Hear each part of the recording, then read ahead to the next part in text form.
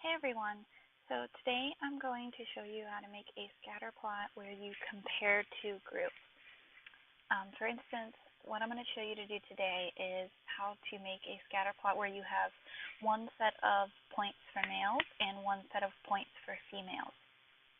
So as you see here, I have three different columns. A column with a sex variable where we have 1 is females and 0 is males.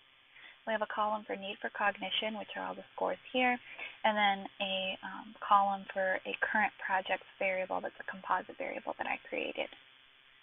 And what we want to do is we want to make a scatter plot showing the relationship between NFC and current projects, but we want that broken down by gender so that males have one color dot and females have another, so we can see if there's a difference between the genders there.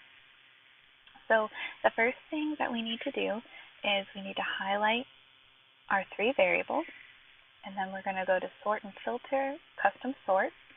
And now we want to sort by sex because we want all of the male variables, all the male cases together and all the female cases together.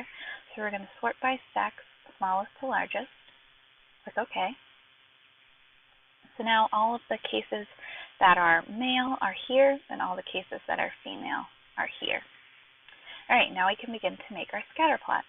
So we want to highlight these two columns for male. Don't highlight the sex column, just the two columns that we're interested in when it comes to the relationship here. So NFC and current projects. Then click scatter, add your scatter plot. We now have a scatter plot containing just the male data points. So these are all the male data points right here. So what we're going to do here is you're going to right click on the chart and click select data. Okay, and you see we have one series here, and it's highlighted over here, showing us that this is all the data that's in our chart right now, just for the males. The first thing we're going to do is we're going to edit this series. Series 1 isn't very informative. It doesn't really tell us what we want. This series, we'll call it males, so it's more informative for us. It lets us know that those dots represent males. All right, now we need to add another series, and this one is going to be females. And then we can add our X values here, and add our Y values here. Click OK, and then OK again. All right, now you can see that we have males as blue and females as red squares. Something that's helpful to do is to change these points so that they're no longer filled in. So if you right-click on the point and click Format Data Series, Marker Fill, No Fill, it's going to take the fill out, and you can do that for males as well. No fill. Right, so now we have hollow blue diamonds for males and red squares for females. So now we have them separated.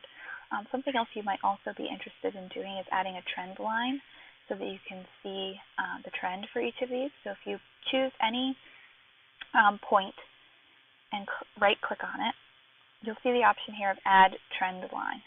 Right, so if I click that, and then I can close this out, I now have a trend line in here for my females. Okay, and then I could do the same thing for my males. And now you'll see I have two different trend lines in here. Something that Excel doesn't do is it doesn't match the colors for your males and females, so you might want to go in and change those.